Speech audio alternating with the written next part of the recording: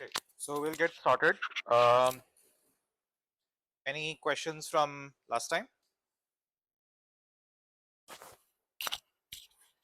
or anything that was not clear? Why was the null hypothesis rejected? For the birth problem? Was it rejected though?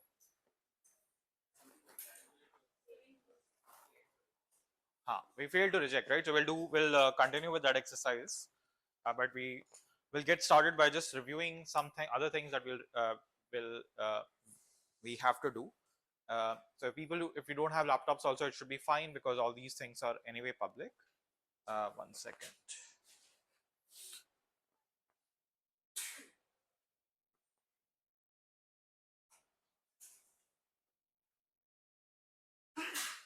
Okay, so we'll see that example, but let's just continue some very basic things that we require, the stats 101 that we had started. So we were working on this problem, which was how to test whether the birth month equal distribution assumption that we had, which is our null was that each month will have equal proportion of births happening. We came up with an idea to test this using what's called the chi-square statistic, right? So what is chi-square statistics? It's simply a summation of your observed value minus your expected value squared divided by expectation square.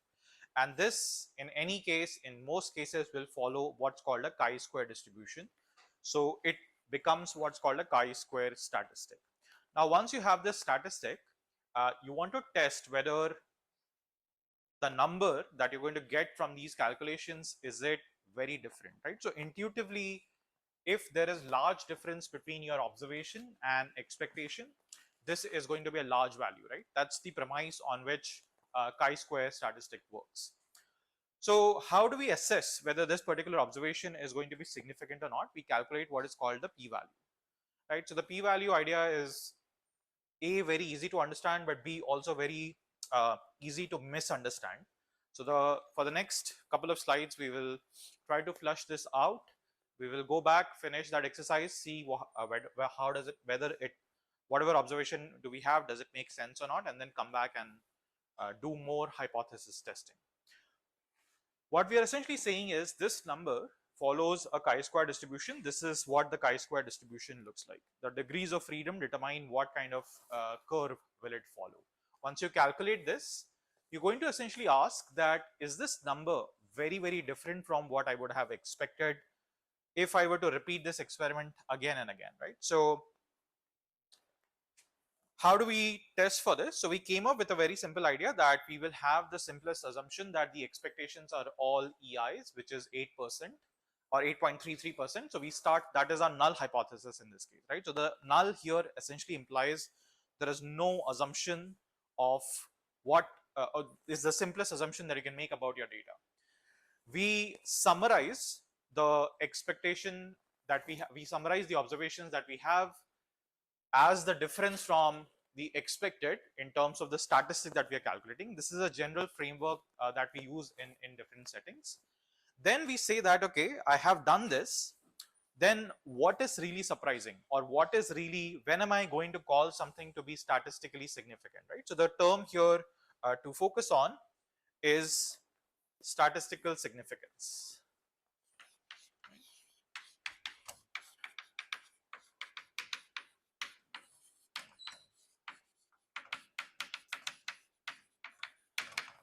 So when we plotted these values, these look like something like this, right? The question that we are essentially asking is, while we see differences in Jan and October, is it very different? Like, is this different versus if this was too high, is that going to be very different? How do I sort of decide when am I going to call this difference? So we define a threshold, which is called the alpha. This is your, and all we will see this intuitively in just a bit. So what we say is, if the null assumption is true, right, it follows some distribution. I'm going to make the Gaussian curve here, but it can be anything, right? This is just for the sake of simplicity. It is not a panacea. It is not going to be always this distribution. For example, the chi-square does not look like the Gaussian distribution at all. Okay. This is, for example, let me actually, just for the sake of clarity, let me not draw it, because this actually creates misunderstanding sometimes, right? So what essentially I'm saying is, if my null is true,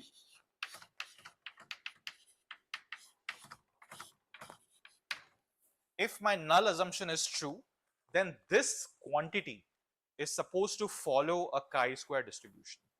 So it would look like, I said I'll not draw this, and I ended up drawing this again. So it looks like this, for example, right? So if your null assumption is true, then this quantity is going to follow a chi-square distribution. What does it mean, right?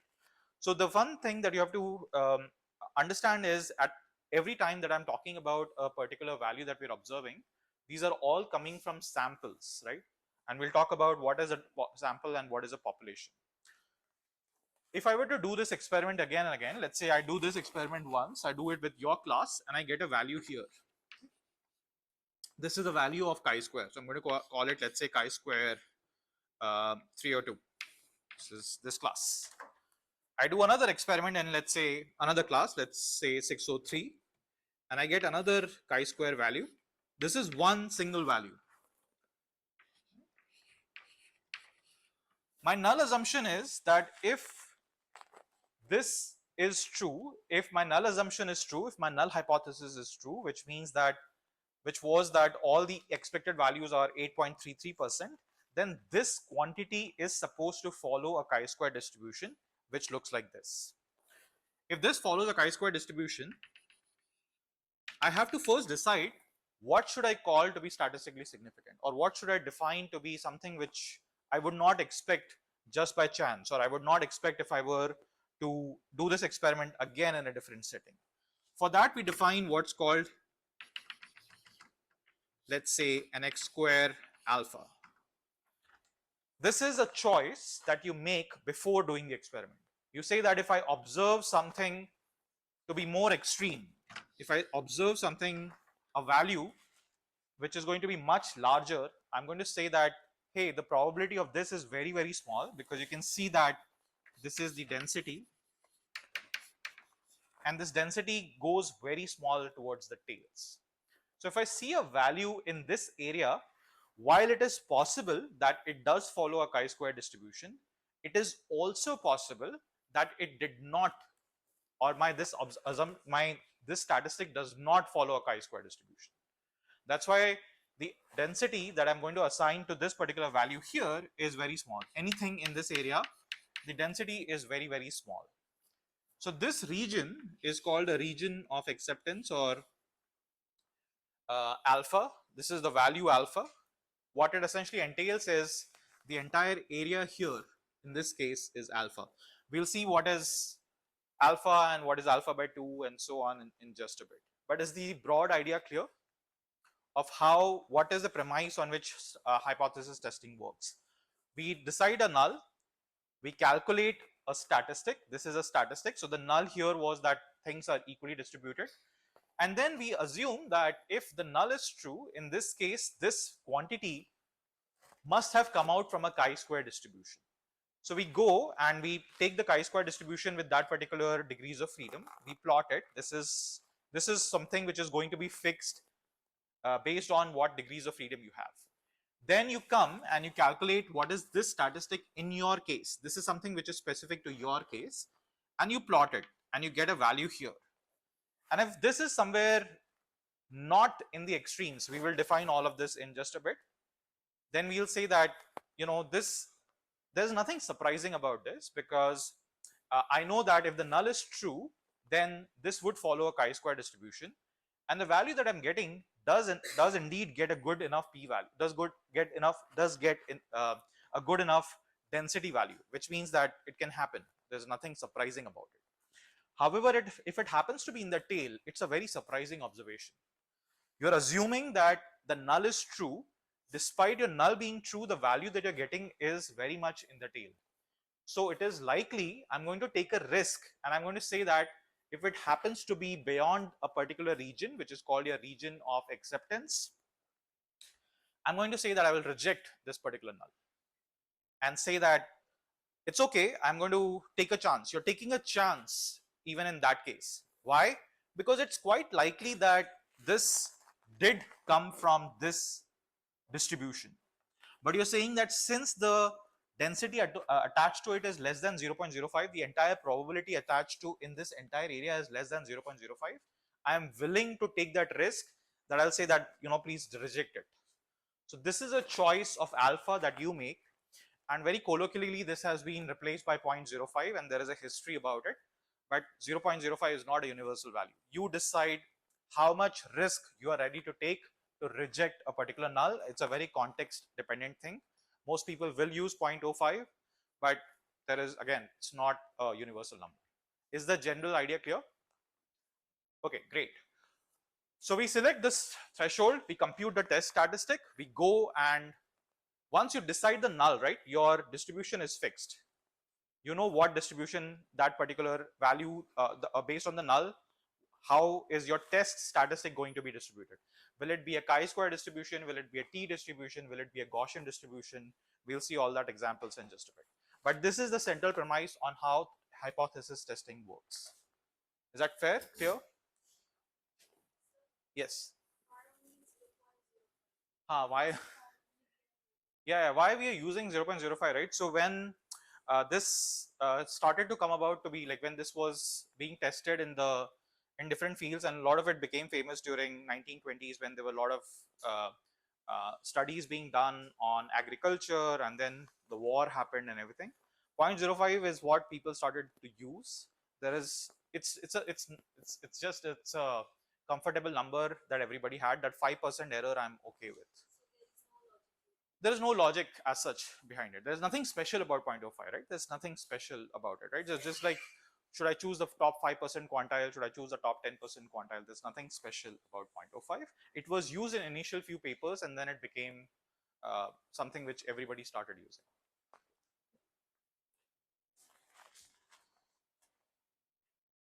Okay, so this is slightly verbose, but we have covered all the points that we wanted to talk about, which is we are essentially testing if the observations could have come from chance or a random process, or if you do see something which you're seeing, if you were to repeat this experiment again and again. And the reason that you would want to repeat an experiment is because never ever are you able to capture the entire population. You're always taking a sample of that population. If you were able to capture the population, a lot of it will not be required because you have exact measurements, which we don't have in almost all cases that you're going to do the experiment on. Hypothesis is null hypothesis is that chance alone is responsible for explaining it, and we'll flush this out a bit, but this is slightly loose definition of what a null hypothesis is, but very loosely it is the simplest assumption that you'll make about your data. And then you will require, once you come up with a hypothesis, you require a statistical model to model the deviations from this null hypothesis, which is how we quantify this in the form of a test statistic. The test statistic is, for example, in this case, is this value. This is a test statistic. It will result in one value. It follows a statistical model. That statistical model is chi-square. And then finally, we measure how different is this test statistic, how much is it deviating from a model that we initially posited. So we posited this to be a chi-square distribution with x degrees of freedom or k degrees of freedom. We calculated this particular chi-square statistic, and we are asking how much area do I have here essentially, and we'll see why we are asking for that particular area. Okay, is the general idea clear?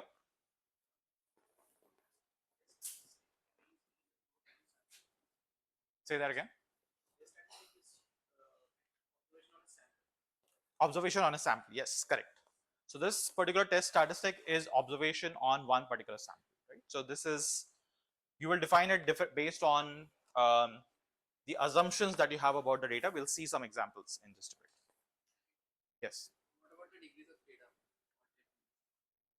So that's a longer discussion, which is not very suitable for this class, but I'll give you a general thumb of rule to think about degrees of freedom, right? So the degrees of freedom essentially is the idea comes from this constraint that if you have measured something about your data, you're constrained in terms of what other quantities you have, right? So for example, in the case of your let's talk about a simple case of your x bar, which is your mean.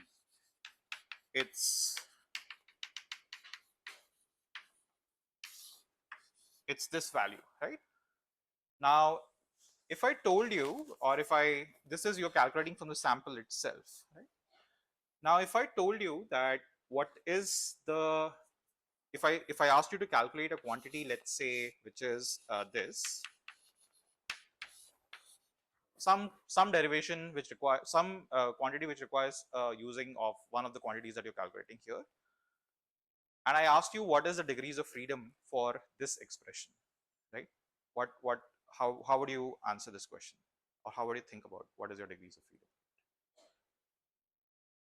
Very broad question, right? Like in terms of what I'm asking is what are the degrees of freedom, but the central question that I'm asking is if I deviate, if I make some perturbations, if I make some changes, minor changes in xi, how much will this entire thing deviate by, right? Some very broadly, that's what essentially the degrees of freedom is, right? So if you're done physics, if you have a constrained system, it can only move in one or the other direction. That's where the idea, central idea of these degrees of freedom comes from.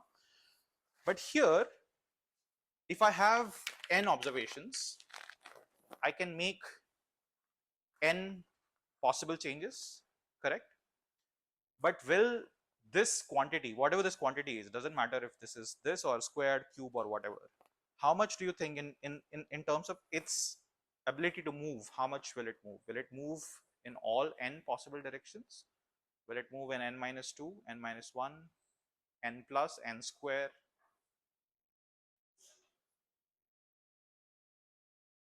But anyone? Why?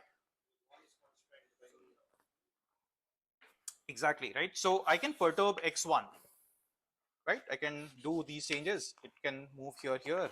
I can also perturb x2, and I can also perturb x3. It will keep moving, and I can keep doing this till n minus 1 step. The moment I have done all these perturbations, right, my xn quantity is already determined in some sense, because my xn is nothing but nx bar minus xi from I to 1 minus n minus 1. This is a very, very loose definition, or very, very loose way of understanding it. This is not fully mathematically correct, but that is just the intuitive way to understand what is happening, right? So the mean is going to be a function of the perturbations that you do, and part of the degrees of freedom are being absorbed because you're calculating this quantity from the data set itself. In other words, I can fix, if this is fixed, I can only perturb n minus 1 values. The moment I pick perturb n minus 1 values, my n value I can always determine if this is fixed, right? So that there's some assumption there, but that's the central idea of. Okay. So we discussed why do we select the null as such, right? Why do we select a null which is the simplest assumption possible? Because the purpose of hypothesis testing is to largely impose self-skepticism. So you are essentially trying to question an idea that you have in your head, that what is the simplest possible explanation that helps me explain the data. That is the null that you will always begin with. This is very similar to you're innocent unless you're proven guilty, right? So even if you have an idea in your head that this particular data captures some process, right? So for example, I cannot start with this assumption that October will have the highest birth rates, right? That's not the simplest assumption that I make about my data. The simplest assumption of this process is everything is equal, and that's what we began with. So we take the Occam's razor approach. People who have studied or come across this multiple settings in machine learning, simplest models are the best models unless you have other proof otherwise. We cannot, and this is something which from Karl Popper, this is his paper, I think 1919 or somewhere around that time. We cannot conclusively affirm a hypothesis, but we can conclusively negate it, right? So in our last class ended on this note that it's very easy to think about example that um, we don't know. So in this case, we don't know what the alternate hypothesis explicitly is. Sometimes we don't even know in this example, right? So I only talked about what is my null hypothesis is that birth months are equally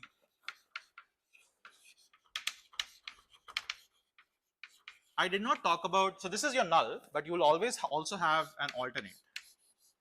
What is the simplest alternate that you can think about this particular scenario? So there's a null hypothesis and there's an alternate hypothesis, and they are both required for you to actually conclusively say something. So the null hypothesis in this case was both months are equal. What is the alternate hypothesis here?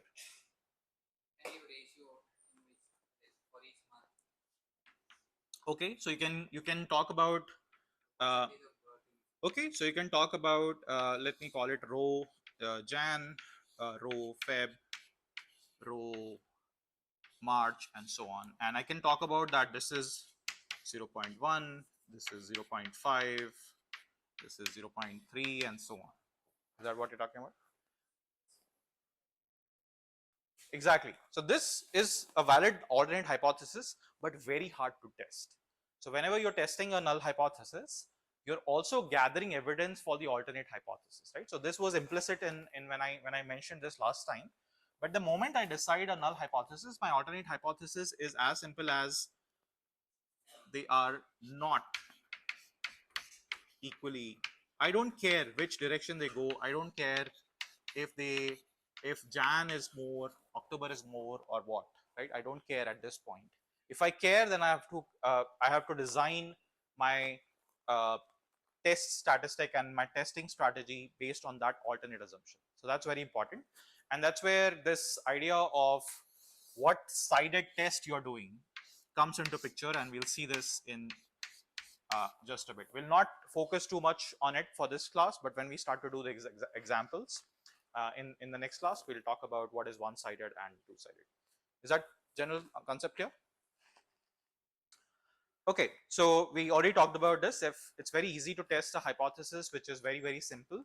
It's easy to reject a hypothesis because if we don't have power to gather all possible evidences, right? So if you had some hypothesis about swans, if you started with this particular argument that all swans are white versus if I started with this example, like what is it easier to accept it or is it easier to reject it?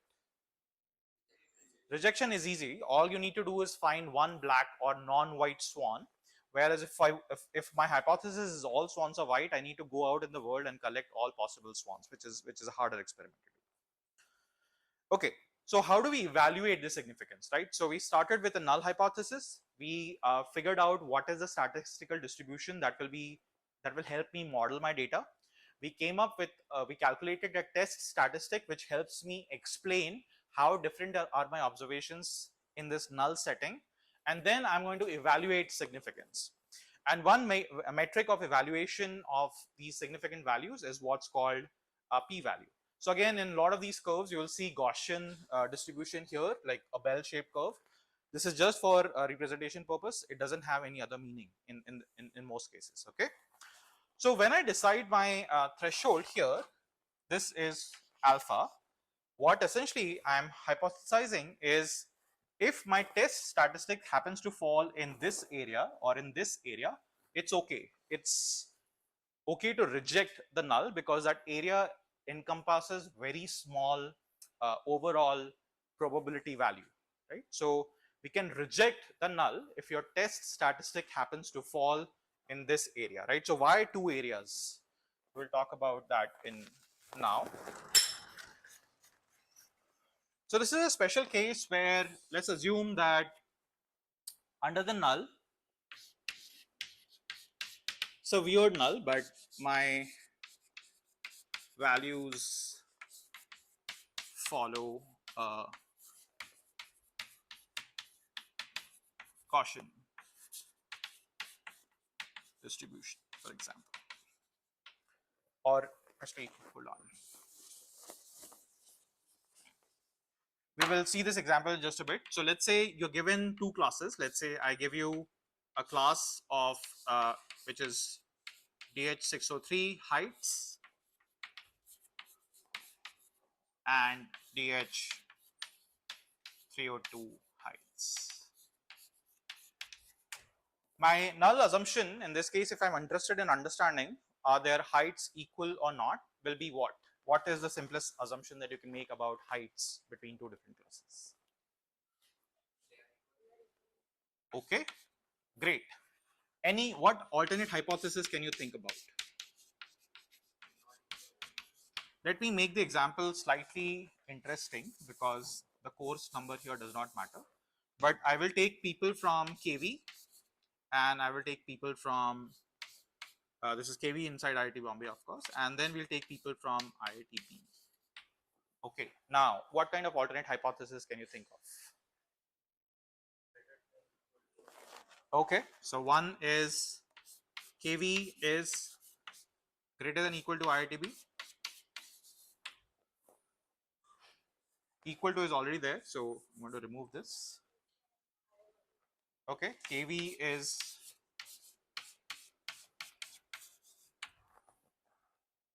anything else?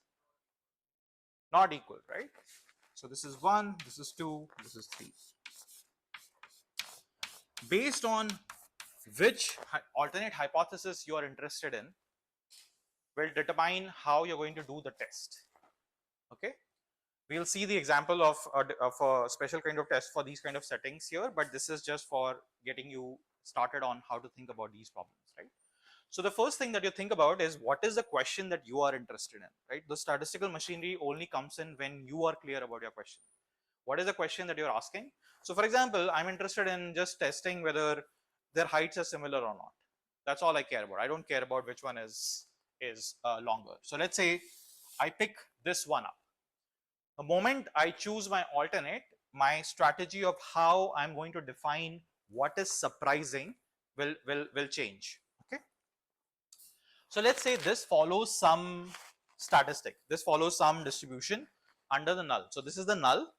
Under this null, we can assume that if I take, for example, I can define a simple statistic as just the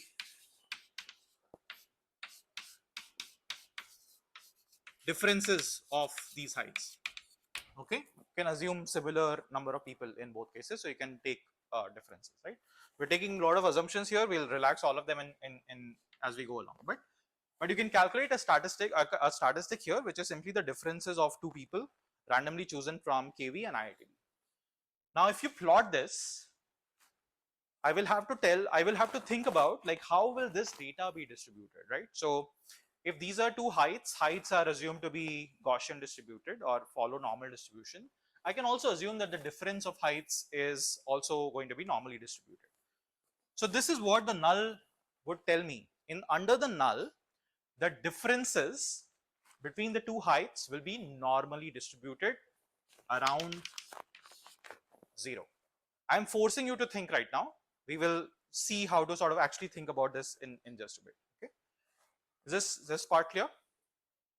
Okay, once I've done that, this is under the null, which means that if the null assumption is true, which means that the heights are equal, I expect this quantity, right? So remember, this quantity is being calculated for, can be calculated for multiple times, right? This quantity is going to be follow a Gaussian distribution. Let's say I get a value which is here. My significance is determined by what my alternate hypothesis is going to be, right? So this is a very small set of samples here. This is alpha. I'm talking about my third hypothesis. If I'm talking about the third hypothesis, I actually don't care about whether this is larger or this is larger. Okay. So what I would say is, you know, there is nothing special about that particular direction. There is nothing special about going in that particular direction. I should also consider this direction into account. So this becomes your alpha by 2 and this becomes your alpha by 2. if you see any statistic which lies in this area, I'm going to say I will reject the null. Okay. Why am I rejecting? Because it has a very small probability under the null, which is as good as assuming maybe that this quantity, this assumption that I made that these are equal is not likely true. So it follows a different, maybe since that assumption is not true, the actual curve, if I were to plot this, would have looked like this, or actually should draw.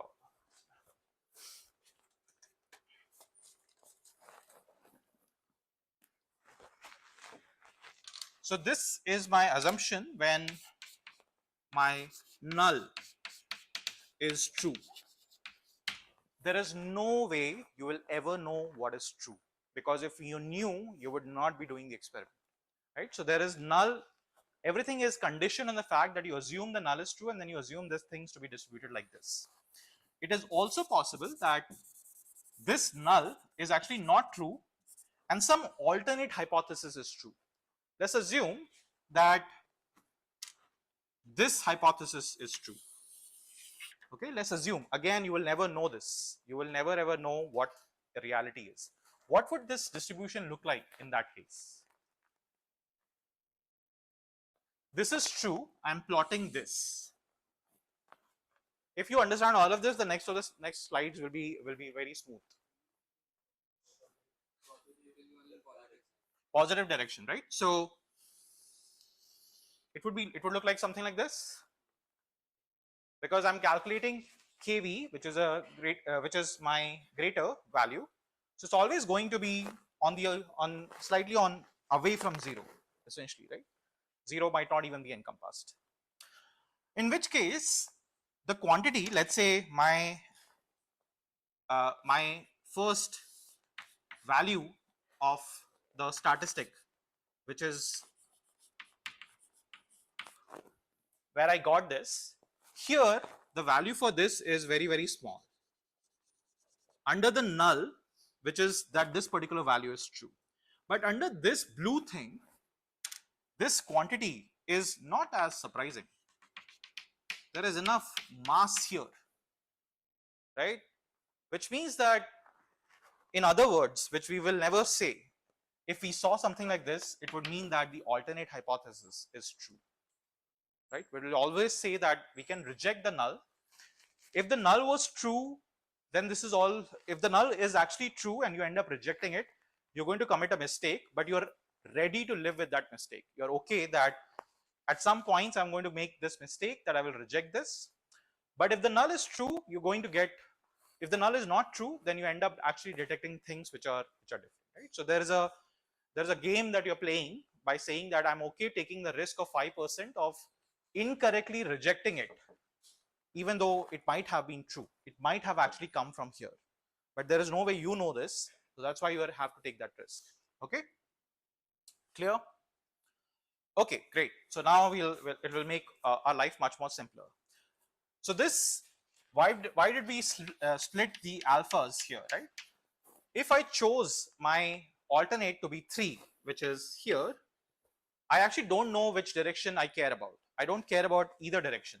So I will say that overall, I can only make alpha proportion of mistakes. I'm okay only if I make totally alpha mistakes. But since I don't care about the direction, it's okay if it lies here.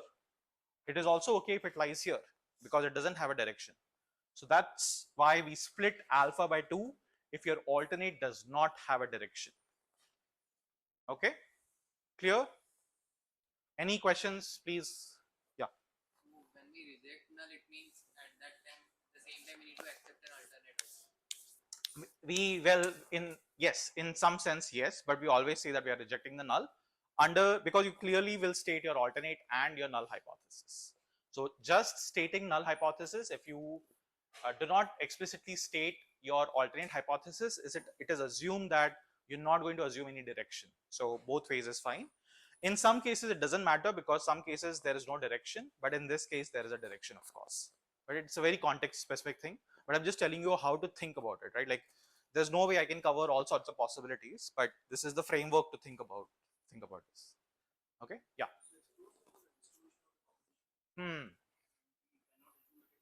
Yeah, great question, right? So if you don't know about the assumption, right? So I mean, I forced you to think there's a Gaussian assumption. What if it is not true? What if I cannot determine what it is? Then we have a different testing strategy which uses a very similar idea, but it does not, it's called non-parametric testing. All of this I'm going to talk about will focus on what's called parametric testing, where you know something about the distribution. You know that it will likely follow a t distribution, a z distribution, or something, you know about it. And in most cases you can actually satisfy, you can figure out what it is by just looking at how is your data distributed. But if not, if you want to be very, very safe, you'll say that, okay, I don't know what is going on. So I will take a non-parametric approach, in which case what we do is these values don't matter, but we go back to their ranks. That if I rank the people in the KV in terms of their distribution of how their heights are distributed in a particular order, are those rank distributions similar between the two IITB and this thing? So I am relaxing the overall assumption about the actual heights. All I care about is the rank distribution, very, very similar between the two quantities or not.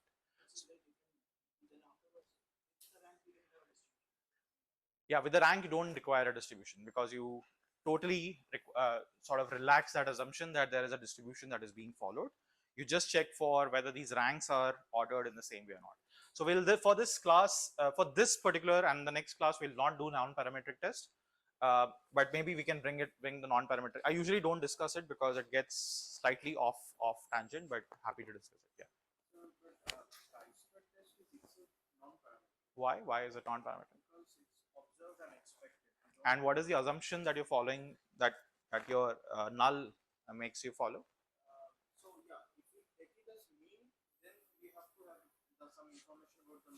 Mm-hmm. But let's say we have some KV height students and we have some IITB height students. And can we let this mix the observed minus the expected? You can.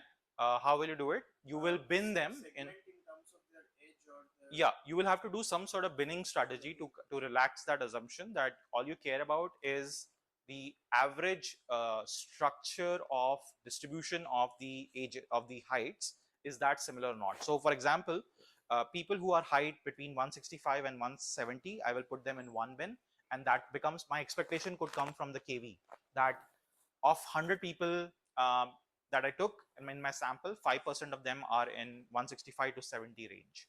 And then my hypothesis will change then, right? That then the question I'm asking is the distribution across these segments, is it similar between the IITB population and the KV population? So that's why it's very important to first figure out what is the question you're asking, because the rest of the strategy will depend on how to actually answer that question. Does that make sense? Okay. So if this is clear, and you would have heard about these two, you would have heard about type 1 error and type 2 error in different things, and this is also one place where it actually originates from. So type 1 error, we'll see this visually in just a bit, is the probability that the test incorrectly rejects the null hypothesis when the null is actually true. Again, there is no way you will ever know what the null is true, but you can define this quantity still. The type 2 error, this is often denoted by alpha, and this is colloquially also sometimes called as a p-value of 0.05. Okay, the type 2 error is your probability that your test incorrectly fails to reject. It fails to reject the null hypothesis when the null hypothesis is actually true. Okay, so there's a difference between type 1 and type 2. You incorrectly reject the, sorry, I said the wrong way. This in type 1 error, your H naught is true and you're rejecting that particular quantity. It is incorrectly rejecting because you know that that particular quantity came from the null. In the second case, you know that the null is actually false. Okay, however, you fail to reject, and that becomes your type 2 error. Okay, then you have something called power, which is the probability that the test correctly rejects the null hypothesis, conditioned on the fact that the alternate hypothesis, whatever it is, that is true, right? So a lot of terms, very hard to understand, but very easy to see if what we did on the board was clear. Okay, so one more time, we'll simplify all of this. We'll simplify all of this, right? So the false positive is the probability of incorrectly rejecting the null. The false negative is the probability of incorrectly accepting null. And finally, power is 1 minus false negative rate, which is probability of correctly rejecting H naught. Okay. So you have two distributions. Again, why this one is here and why this one is here, lower, higher, that doesn't matter. Okay. This is distribution of T, which is your test statistic under when the null hypothesis is true. This is your distribution of test statistic when the alternate hypothesis is true. So you know this. Somebody told you this, that this is what you see in the real data, or I know for reality this is what happens. And I have marked few areas for you: A, B, C, and D. Definitions are here on the board. You will forget what we did in the last slide, but you will never forget if you get if you get the concept. This visualization is very easy to get. Okay, so we'll put this to vote. So if you scan, once again, I need to stop sharing for a bit.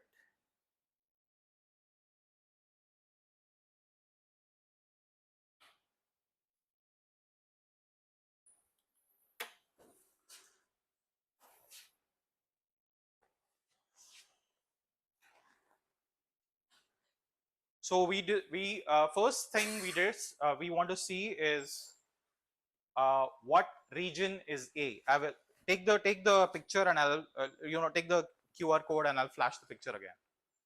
This question is about what does the highlighted region A represent in the previous slide. Everyone has the QR.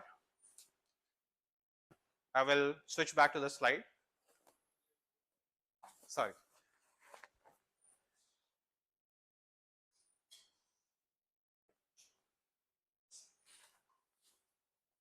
Everyone has it?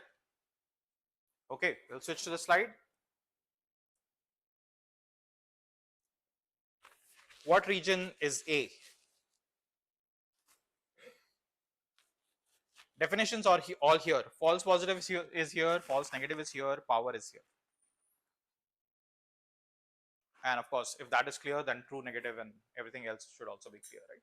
False positive, probability of incorrectly rejecting H naught. False negative, probability of incorrectly accepting H naught. This is the assumption under which this is the distribution of your statistic that you will see if your null hypothesis is true. This is the assumption under which the alternate hypothesis is true. I'm asking that once you design your alpha, what does this region, what is it? Is it false positive? Is it false negative? Is it true negative? Is it true positive? Is it power?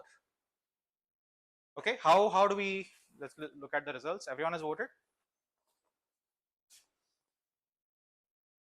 Think about it, right? So null, distribution under null, if it is true, what is this area?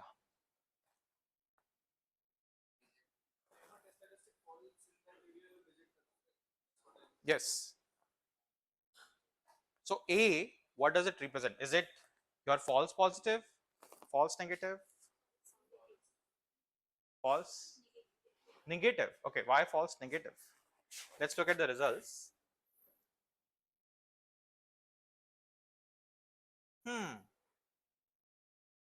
Clearly, I didn't do a good job of being able to convey the concepts.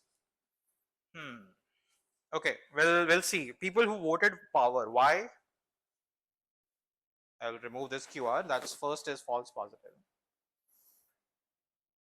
So 12 people for false positive and 14 for power.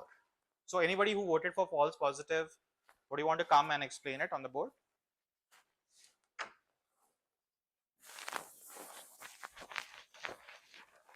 So definitions are very confusing, but once you see it visually, it becomes, hopefully it becomes clear. But clearly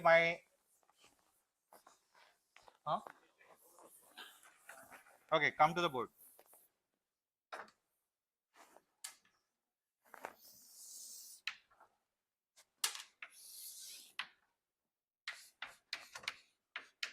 Sorry.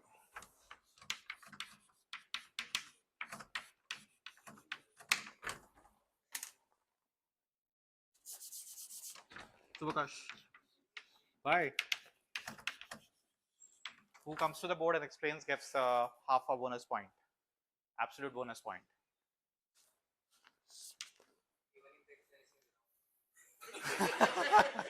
Well, okay, sure. Go ahead. Yeah, even if the explanation is wrong, half a bonus point for coming to the board. Yeah. For power, Board. I voted for power. So Okay, you voted for power. You want to explain how?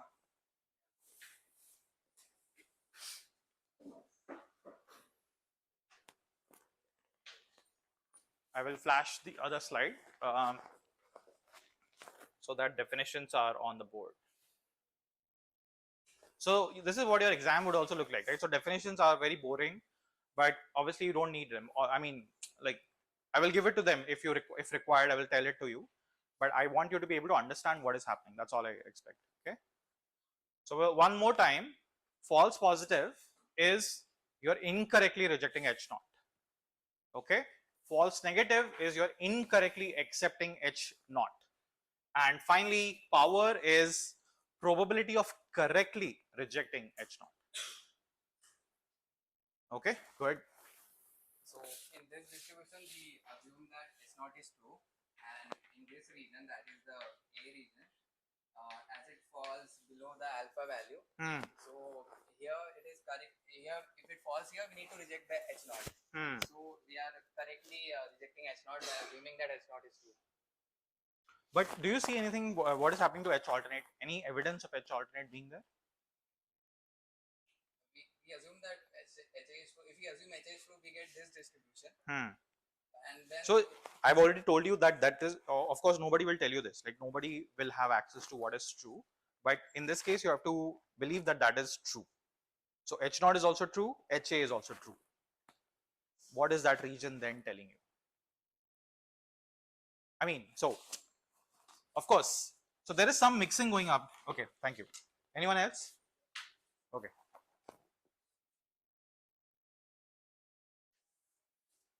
What is your answer? So it's I will explain and Okay, fine.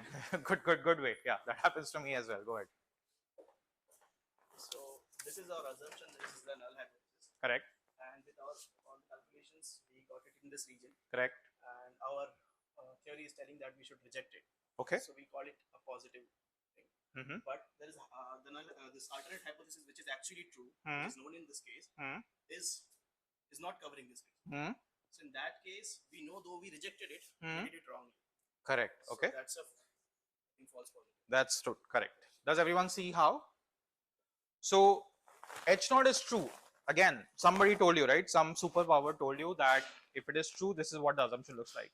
Some other superpower also told you that this is the distribution that looks like if it is a alternate hypothesis. This is how it is distributed. And I told you that this is a region I'm going to highlight, and I'm going to ask you, what do you think is happening here? What do you think is happening, right? So here, of course, I don't have any evidence of HA. HA is not here. It's only H naught, and it happens to be in this alpha region, right? So it is beyond this alpha by 2 region. So of course, if it is in that region, I'm going to say that, hey, I'm going to reject this because I know this is true, but I made that choice that I will have to reject it because it's in that alpha region. So this is FP. Any other region in this area that we are missing, which is also a false positive?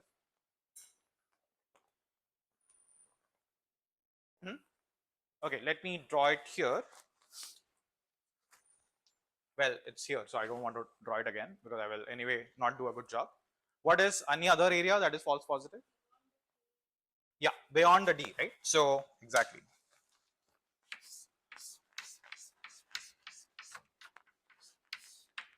So the reason this is going to be a true, a false positive here is because we know that in this quantity here, it could have originated from alpha 0, from H0, but we're going to reject it. So this is also a false positive, right? So A and D are false positives. Now you only have few options left.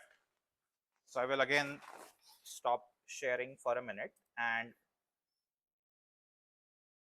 we'll just do B and then I will not do C because we are slightly running behind.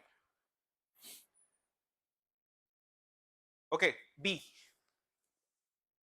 should come up.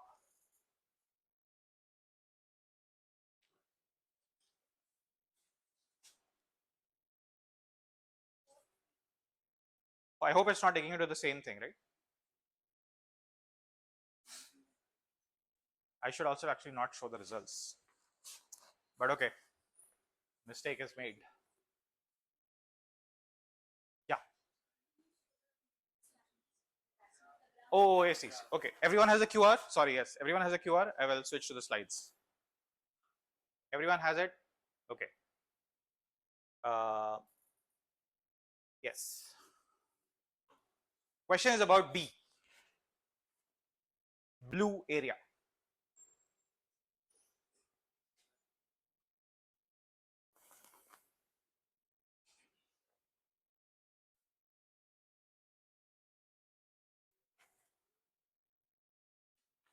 So A and D are false positives because we are rejecting them even though null is true. B is what?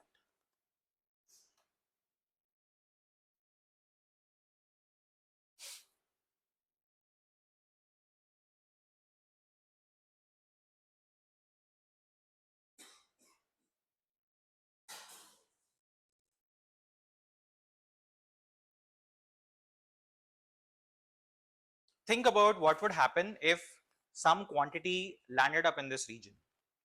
What would you do? Okay, well, let me look at the results first and then okay, false negative. Okay, okay, why?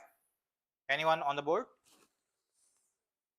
We accept the alternate given it is H not. We accept the alternate. In other sense, reject H not given it is. You want to explain it here on the board?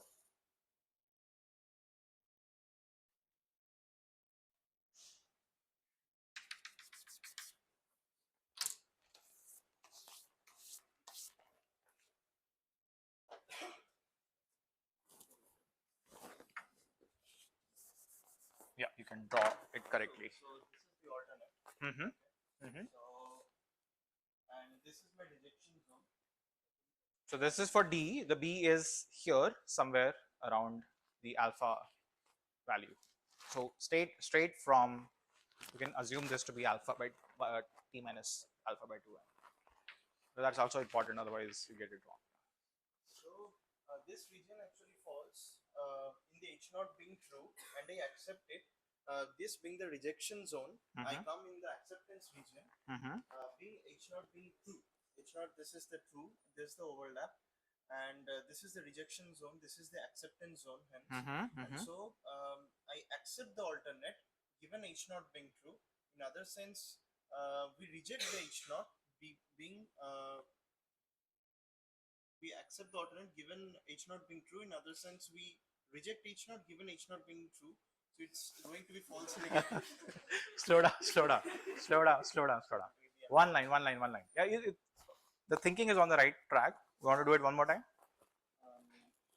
Okay, so we accept the alternate given H naught being true. So it's a false negative. So if it is false negative, it should type 1 error. Type 1 error. Okay. So type 1 is an alpha. By definition, type 1 error is alpha. I'm getting confused. Yeah, sometimes coming to the board does it to you. But thank you for that attempt. Good attempt. Yeah. Okay. Let me give him a chance. The upper cap is 0.5. Huh? Doesn't multiply. Yeah.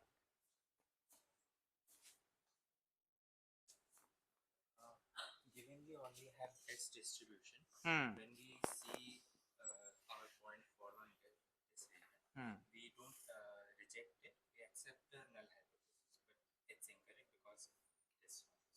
Does everyone see what? Right. So it's important actually to focus on this area, right? So this is alpha by 2, and what we are essentially saying is we are in this regime, right? So the B area encompasses this. It doesn't matter where the crossing over is happening or not. your entity happens to fall in this region, which we know is something which will happen to be more true, and which is something which, if this was true, then this would, if alternate was true, then you would fall in this particular region.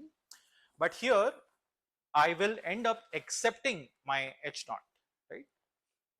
Which means even though I know my HA is true, because of course this area is encompasses there, I will end up rejecting, I will end up incorrectly accepting H naught when I know HA is true, right? So this is what, right? So this is false negative. And finally, we'll not have time for the power, but the power is simple because it's the ability to be able to detect things when actually the alternate is true. That is your power, right? So for a lot of you who actually do clinical trials, or if you're taking clinical data management or any such that course, the idea behind designing good trials is to maximize this thing. If there is difference in vaccine deployment, if there is a reaction that happens, well, good reaction that happens where you elicit immune response, you want to design an experiment which maximizes power. So how many people should you take, for example, that you're able to maximize the power of the experiment? That is what you're trying to essentially see. If the alternate is true, which means that some response is coming up, I want to be able to detect it. Okay, everyone clear? Definition, of course, I don't expect you to remember fully, but this intuitively you should be able to understand what is happening. Okay. Okay, we will, there's another way to remember type 1 error and type 2 error, right? So type 1 error is basically you're calling, which is a false positive, is the male is predicted to be pregnant. That's a simple false positive, because of course they cannot by definition get pregnant, most of them. And second is you are seeing a pregnant lady, which is your type 2 error, false negative, but you're calling her to be not pregnant. That's how you would remember it. Okay, simple to remember. Pregnant versus not pregnant. Man being pregnant is a false positive. Woman who's pregnant being called a non-pregnant is not pregnant is a false negative. So if you understood all this, how will you explain p-value to somebody, or what do you think is p-value? What is p-value?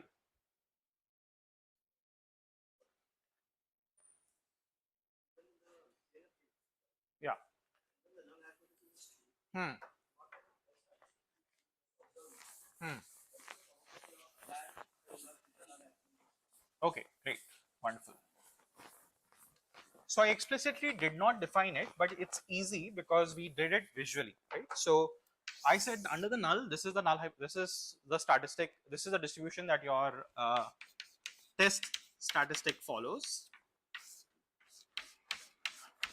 So depending on what direction of the test you're taking, the p-value is essentially a measure of, if I were to repeat this experiment, how often or what is the chance of seeing something as extreme. Let's say I get some TP here.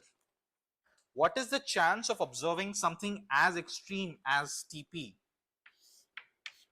That is your p-value.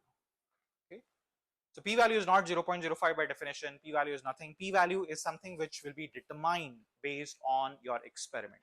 If I do an experiment, I get a test statistic. I will try to understand how extreme is it. What is the chance of observing something as extreme as that statistic? Again, conditioned on what your alternate hypothesis is, and that gives you p-value. In a sense, what you're trying to measure statistically is, since you're doing a sample study, if you were to repeat this, what will be the chance that whatever you observed in the first round, what is the chance of observing something as extreme as it is? If it is very small, which means that your null is not true, because that's the p-value, that's very small, that's very small probability, which means it's likely that your null hypothesis was not true. It's not the probability of alternate hypothesis being correct, right? So you never state the p-value as the probability of the alternate hypothesis being correct. You always take the approach where you're going to say that since the probability is very small, it's likely that the null can be rejected, right? It's not the probability that your alternate hypothesis is true. Nobody knows the truth, right? Nobody knows the truth. Okay. Fine. Then it's also not the probability of observing the result by chance. This is colloquially sometimes misrepresented as a definition of p-value. It's not the probability of observing that result by chance. The correct definition is it is the probability of observing something as extreme as the result you observed if your null hypothesis holds true. Null holds true. What is the chance that I will see something as extreme as this? It could also be in the other direction. There's nothing special about that direction. Depends on what your alternate is. In some cases, if I said that KV should have lesser heights than ITB, and if that is what I'm testing, seeing very negative values is what is extreme. So what is the probability of observing something as extreme as what you got on this end? I don't care about the other. Okay, definition of p-value is clear. Okay, great. Now we'll come to Sameer's questions. Sameer's questions about why was the p-value in the previous experiment that we did? Why was it not? Why did we not reject the null? So in the chi-square statistic, this code is very simple. I'm taking observed minus expected squared divided by expected. I'm dividing the degrees of freedom to be length of observation minus 1. We'll not go into why that is, but I gave you the intuition about why the degrees of freedom is less than 1, the number of observations you have. We calculated p-value.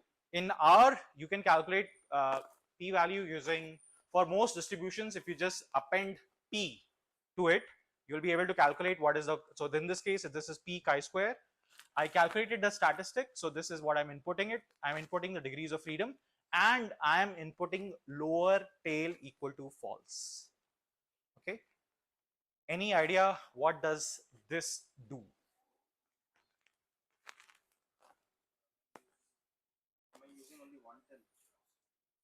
I'm only using one tail direction here. Okay. In this case, I'm only forcing it to use the tail on the right because that's what I care about.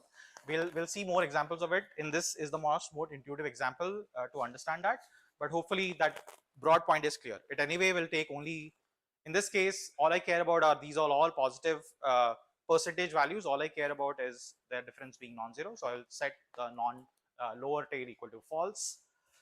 This is my significance level, right? So this is what your 0.05 where it comes from. It says that whatever you're observing, you have a test statistic, right? So this is your chi-square. You get a particular value. If this, and you will calculate this area for your test statistic. If this value is less than 0.05, which is the threshold that you set early on, you will say that I will reject the null because this is the only amount of risk I can take, but you are giving me even a value which is even smaller than the risk I'm ready to take. So very likely the null can be rejected, or in other incorrect words, the null is not true. Okay. Okay, so we'll see this example in now in R, and it's okay if you don't have this code is already online. So I'll just give you intuition about what is happening here. Okay, so I write the data. The data looks like this. We had plotted it. And if you just use ChatGPT or anything else, I also have what's called GitHub Copilot enabled, so I can write code very quickly. But if I write code quickly, I still need to check it whether it's correct or not. In this case, when I asked it to plot, it did the wrong thing because I don't want to see Jan after Feb. It's doing it because it's doing it alphabetically, which I don't want. So to fix that, I will define it to be a factor. Again, you can do it in whatever language you want, but make sure it is correct. Okay. I will only do examples in R. You are welcome to do all of this in Python. At the end of the day, all I'm doing is just reading the data. That's all it is. Okay, we will perform a goodness of fit test. So here I'm going to define my own way to do this. So you see observed, expected, chi-square statistic, just implementing that equations in code. The reason we rejected the null in this case is because, sorry about this.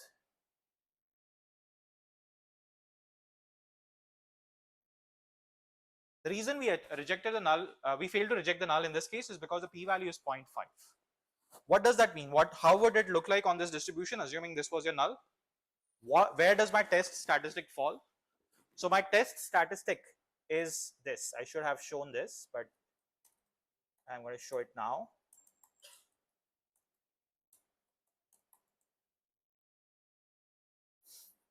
So my value is 10. So of course, like chi-square will not look like this, but let's say it look like this, and this is your 0.05 cutoff. Where does 10 belong on this curve? Where is 10?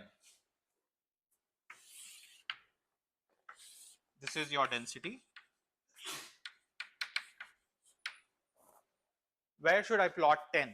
10 is my test statistic which I'm observing. Louder, louder. Who?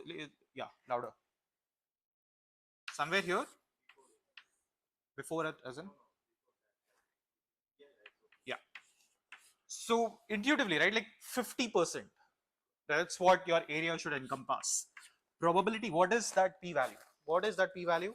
It is the probability of observing something as extreme as this in this direction. We will do the tail example for other cases and it will become much clearer, but I explicitly asked it to only give me this. This area is 0.5. That's what the interpretation of p-value is. Probability of seeing something as extreme as you did here. Okay? Clear? Everyone now understand p-value? In none of your interviews, please don't say it is the probability of saying of the alternate hypothesis being correct. Okay, it's not. Okay, fine. This is clear. There's another way to test this, which is called the G test, which actually collapses to becoming a chi-squared test. And there, rather than doing OI minus EI square by EI, we do OI times natural log of OI by EI. This quantity also follows a chi-square distribution with the same degrees of freedom. It's just a different way to do things. What is the equivalence between this and chi-square? We will I will leave it as a homework exercise, but you can also implement this test. So this is just a different way to test this, right? So chi-square test is one way to test what I'm testing. There are other ways to test it also. That's why this requires you to understand what is it that you want to test, and then think about, like, in the literature, what kind of tests have been done for this kind of questions. So there's a G test also available for this, which I implement in the code here. So this is using G statistic. This again, the same thing I'm doing. I'm just replacing the value of, in this case, the p-value is 0.488, which is different from the previous p-value. They're not equal because the test is also not equal, but the test statistic that you get is 10.2 here, and this is 10.8 here, very, very similar. Okay? So it doesn't matter which test you're doing, as long as you understand whether it satisfies the properties of your data or not. That's all you have to check, right? So there's no way to talk about all possible tests that you can apply in your setting. I can only teach you about how to think about it, right? So that's what I'm doing right now. Okay, fine. We will we'll motivate this question, and we have 15 minutes, so should be good. So what does this all have to do with public health data, right? So one of the first things, one of the things I was doing before this course began was reading the course reviews online, which are posted online, and of course there's a multitude of them.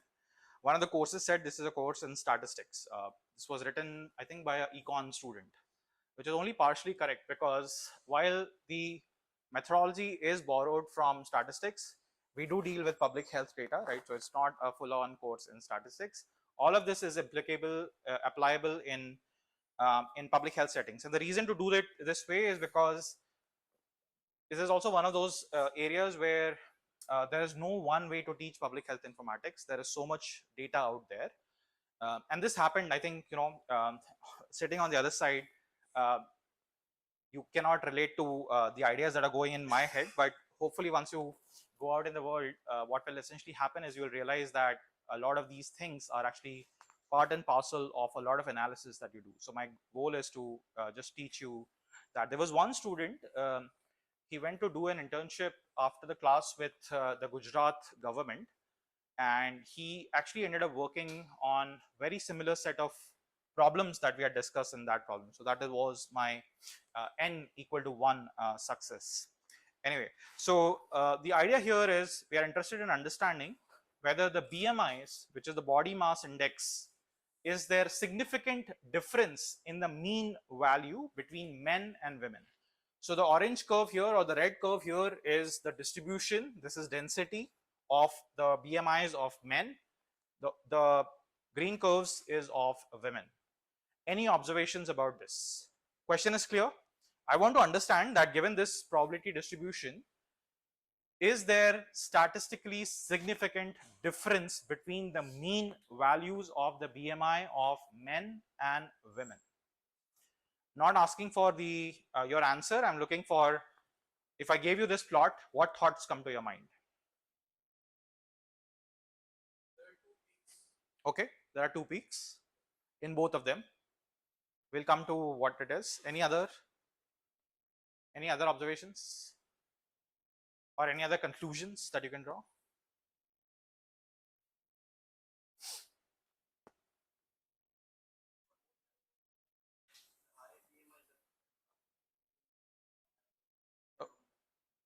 Okay, so for the higher, so these are called modes, right? So all of you would probably have come across modes. This is what's called a bimodal distribution.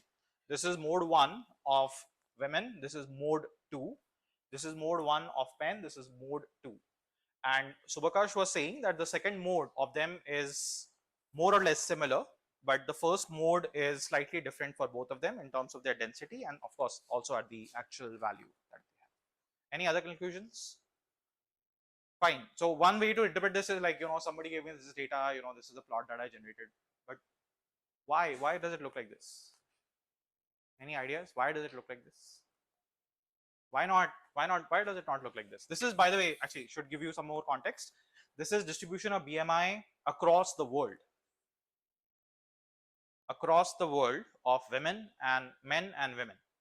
So WHO collected data from different countries, their weight, their height, calculated BMI, weight by height, and then put this data out there. It's public, we'll analyze it, we'll try to sort of tease it apart and see what can we learn about it. But the moment you see this, like any other thoughts that come to your mind or anything that you would like to answer first? It is not normally distributed, fair enough.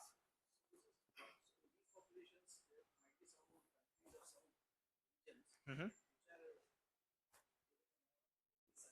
Yeah. And what about the, so that's the upper mode, what is the lower mode? Okay. Right, so there is interesting stuff going on here, right? This is data is from across different countries. So there are a set of countries which have men and women, both of them have higher BMI, and there are also other countries where both men and women have a lower BMI, right? So it becomes an exercise for you to figure out what is how do we actually decode it, but we will come back to that question in the assignment. But for this class, my question to you is, what is the null hypothesis here? I'm interested in answering that question. So what is my null hypothesis?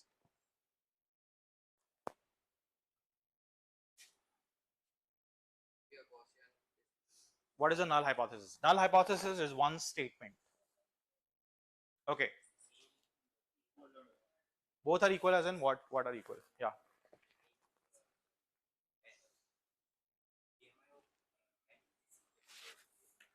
Fair enough, right? Simplest hypothesis that you can think of, which is what you are also saying, which is the men and the women have similar mean BMI. The mean BMI in the men and the women is similar. Okay, so to answer this, so this is the question. Sorry, I jumped slightly, but the question. This is the question we want to answer. Okay, very simple. You can see it visually, and you can make all sorts of conclusion.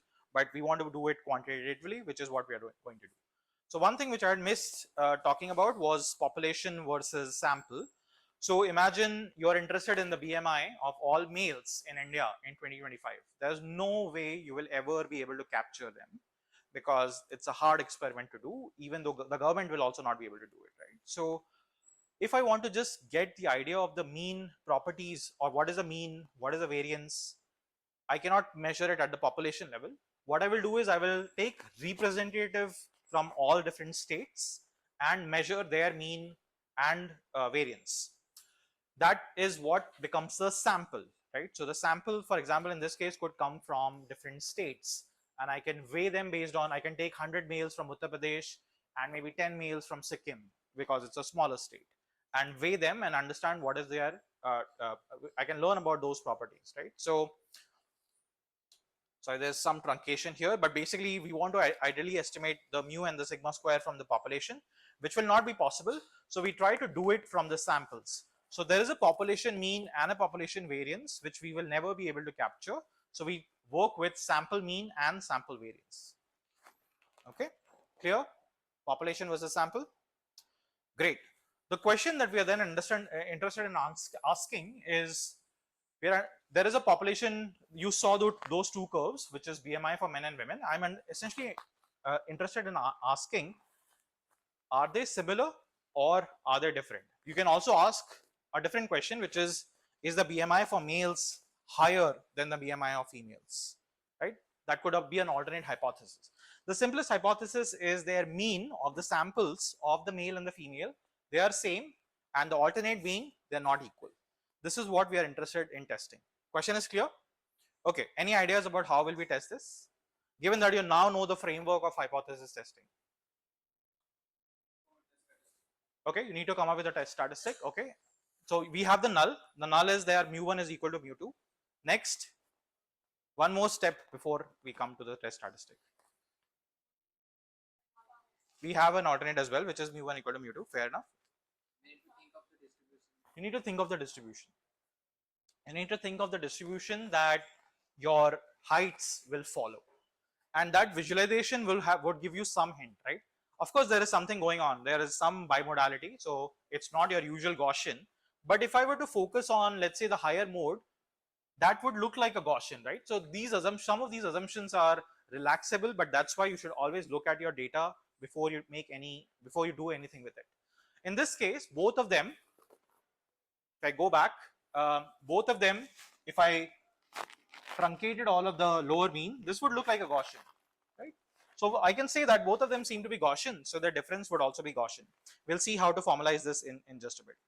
But we'll do some digression here, because not a lot of things in this world will follow a Gaussian distribution. There are other distributions also, and the famous one of them is what's called the student's T distribution. So student's T distribution has this very complicated formula. You don't have to worry about that complicated formula. Intuitively, what is it doing?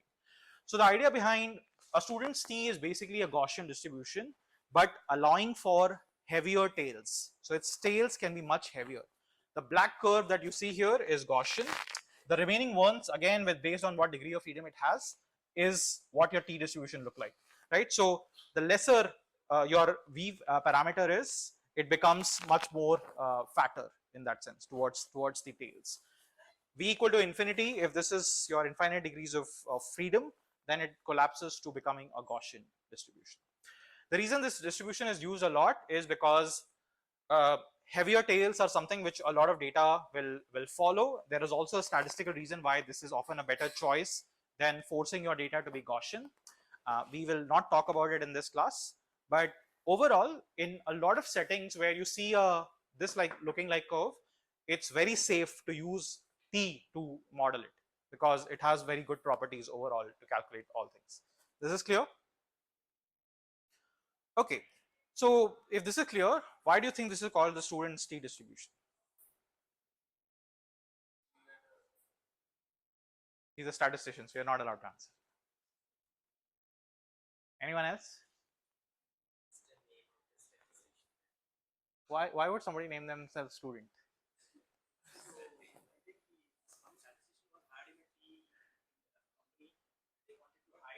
Not T, that is also important, not T. But okay, yeah, go ahead. Why would a tea company want to hide that? Okay. Okay, very close. Yes. What's your name? Abhinay. Yes.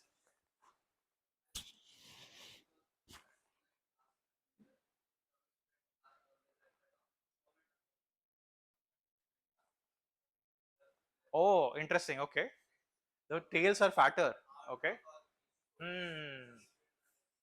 Well, it's a good analogy, and that's a good attempt. Actually, that's not fully true, because so the student's T comes from this person called William. Good attempt, by the way, of trying to sort of decode it. So this comes from William Seeley Gossett. Gossett was a statistician hired by a brewing company, and a brewing company which you will have probably heard about. But where this comes with a disclaimer, please, alcohol is one of the worst things that you can ever do to your body and to your mind. In this age, you will feel that the high that you get from that is wonderful, whatever it is. Uh, Please don't. If you There's nothing interesting about it. Like there's nothing that comes out of it, right? If you want, use better other means to give you highs, which is you can get high from life, you can get high from doing good things, doing good assignments, doing good projects. um, and I'm saying this with having gone through the process that right now, being on the other side, and I'll not say anything more, but I've so yeah, just don't do it. It just doesn't help anyone actually. Anyway, so he was employed in a Guinness company, in the company called Guinness. And Guinness, obviously, why would a beer company be interested in statistics, right? So the beer company is interested in statistics because it has a new grain, it has a new bran or new wheat that it wants to figure out whether is it a good quality or not. When you brew it from a particular different quality of seeds, is the difference in the brewing capability or in the quality of the beer, and there are quantitative measures to measure it, is that statistically significant or not? That's what he tried to show. And he published a paper. He was, of course, not allowed to reveal his identity because Guinness doesn't want any other brewing company to know that they have figured out a new way to test for different seeds being better and so on. So that's why he published this under a pseudonym. And that's how this distribution became the student's T distribution. We will do this primer and then we'll come back and finish this in the next class along with a hands-on. Very, very simple. You define a sample mean as xn bar as 1 by n and summation of all I have 1 minute.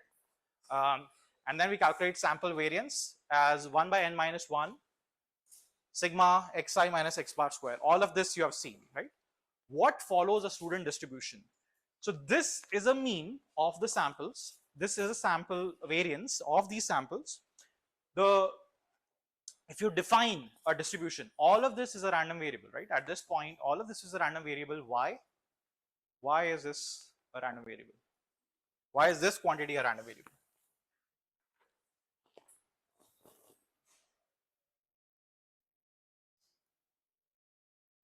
Sample independent realizations of a normal distributed random variable x. Okay, sorry, I think I did not mention that earlier. X1 to xn are independent realizations of the normal distributed sample, which follows a Gaussian distribution. You define a quantity called xn bar. What is this then? It's mean, but is it a random variable? It is a random variable, yes. Why not? Because these are independent realizations. Summation of random variables is a random variable. Okay? So this is a random variable. What about sample variance? This is a random variable. This is a random variable. This is also another kind of random variable. So I am defining a new random variable now, which is xn bar minus mu times or divide by s by square root of n. S is given by this quantity. Square root of n is just this divided by n and square root. This follows a T distribution. You can do this example. We'll do a simulation, how to simulate how does a T come from a Gaussian distribution in the next class. Thank you.